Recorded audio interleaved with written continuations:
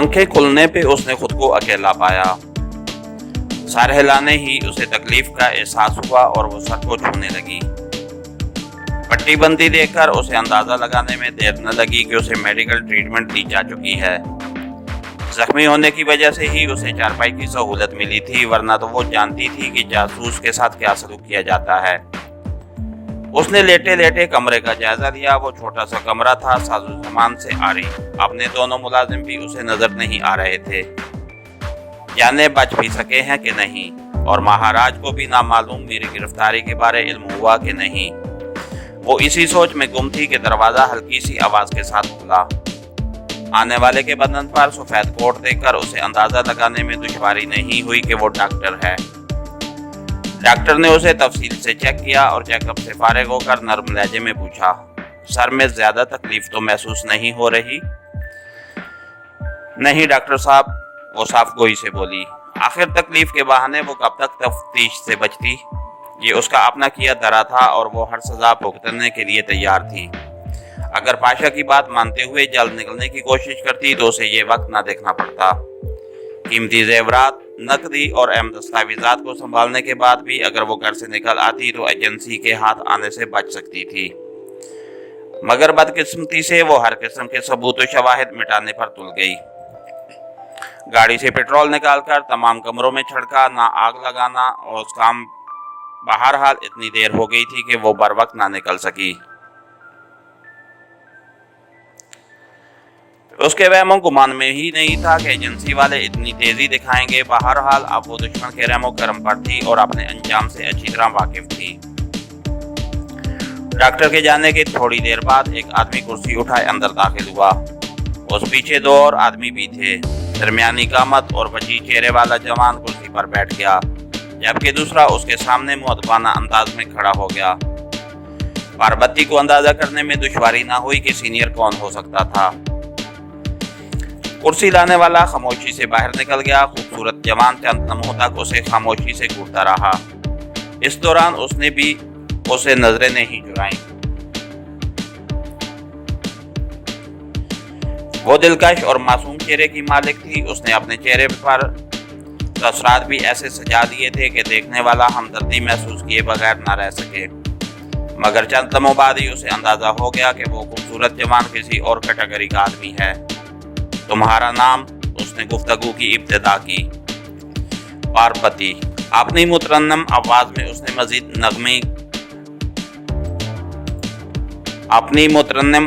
उसने मजीद नगमगी समोली थी। कब से यहाँ पर हो? करीबन 2 साल से। तुम्हारा काम क्या था? पास की मंजूर नजर थी और मेरा काम उसी को खुशी रखना था।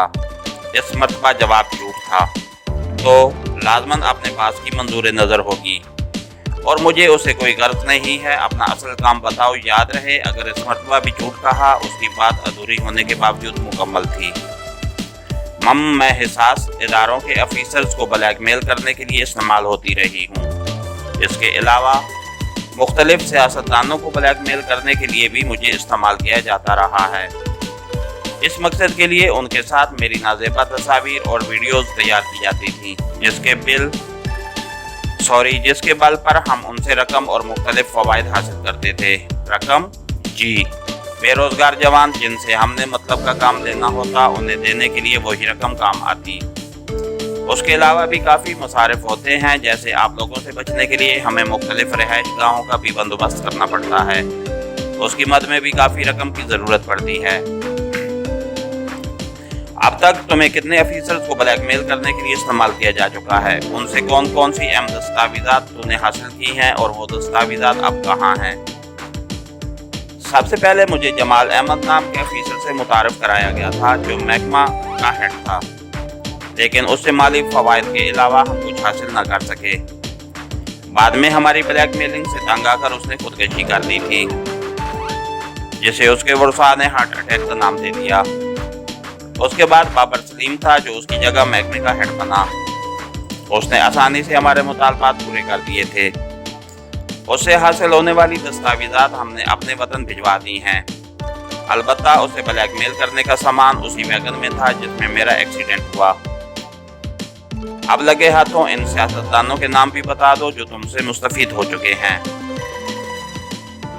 मुकरम यजदानी, अजमल अली शाह और मनान अफंदी। तुम्हारा बास कहाँ मिलेगा? ये मालूम करना तो बहुत मुश्किल है, अलबत्ता हादसे से पहले मैं जहाँ जा रही थी वो ठिकाना बता सकती हूँ, लेकिन मेरे गिरफ्तारी के बाद तो उन्होंने यकीनन ठिकाना बदल लिया होगा।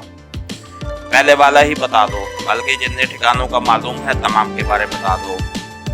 पार्वती मुख्तलिफ ठिकानों के नाम बिला झिझक बताने लगी, क्योंकि वो जानती थी कि पाशा जैसा ज़ेरक आदमी पार्वती की गिरफ्तारी के बाद कभी भी इन ठिकानों को इस्तेमाल में न लाता। उसके बतलाए हुए तमाम एड्रेस इमरान ने आतिफ के इशारे पर बेदिली से नोट कर दिए थे। अच्छा, ये तो बास के मुख्तलिफ ठिकानों के एड्रेस थे। इसके अलावा भी आम या खास कारकुनों के एड्रेस तुम्हें को मालूम होंगे, वो भी नोट करा दो। इस मरतबा भी उसने चंद लोगों के एड्रेस नोट करा दिए। कराची के अलावा किस किस जगह पर आप लोगों का नेटवर्क फैला हुआ है? ऐसी बातें सिर्फ बास के इल्म में हैं। तुम एक मरतबा फिर डंडी मारने की कोशिश में हो। आतिफ का लहजा धमकी का रंग लिए हुए था। मैं सच कह रही हूँ, वो गड़बड़ा गई। इतनी कम उम्री में उसे बहुत से मर्दों का तजुर्बा हो चुका था। वो चेहरा देखकर आसानी से बता सकती थी कि कौन कितने पानी में है। इस खुशशक्ल मर्द के लहजे में कोई ऐसी बात जरूर थी जो उसे झूठ बोलने से रोक रही थी और जिसकी धमकी नजरअंदाज करने के काबिल नहीं थी। मान लेता हूँ, गैर मुतवक्के तौर पर वो आसानी से मान गया। थैंक्स जी, वो दिल लुभाने वाले लहजे में बोली, मगर आतिफ पर उसके लहजे का कोई असर नहीं हुआ। वो अपने अंदाज में मुख्तलिफ सवालात पूछता रहा। ऐसी औरतों की नफ्सियात से उसे अच्छी वाकफियत थी और उन्हें हैंडल करना वो खूब जानता था। सवालात मुकम्मल करके वो इमरान से मुस्तफसर हुआ। तुम्हारा कोई सवाल है? नहीं सर, उसने इनकार में सर हिला दिया। ओके मिस पार्वती, ये जो भी तेरा नाम है, फिलहाल तेरी बातों की तस्दीक की जाएगी। अगर सही साबित हुई तो शायद कोई रियायत हासिल कर दो। इसके बरक्स होने की सूरत में मेरा ख्याल है तुम जानती हो। आतिफ इमरान को साथ लिए कमरे से निकल गया, जबकि पार्वती अपने भगवान से दुआ मांगने लगी कि उन मालूमात की तस्दीक हो जाए, वरना के आगे एक ऐसा सवालिया निशान था जिसके बारे वो सोच भी नहीं सकती थी। उसे सबसे ज्यादा खौफ अपने चेहरे के बिगड़ने का था कि औरत की सबसे बड़ी कमजोरी उसका हसीन चेहरा होता है। वो तशद्दुद तो बर्दाश्त कर सकती है, मगर बदसूरती और बुढ़ापा उसे बर्दाश्त नहीं होता। इसके साथ ही हमारी आज के एपिसोड का इख्तिताम हुआ। कहानीकार चैनल को लाइक कीजिए, सब्सक्राइब कीजिए और बेल आइकन को प्रेस कर दीजिए ताकि हर आने वाली नई वीडियो आप तक बर वक्त पहुँच सके। शुक्रिया।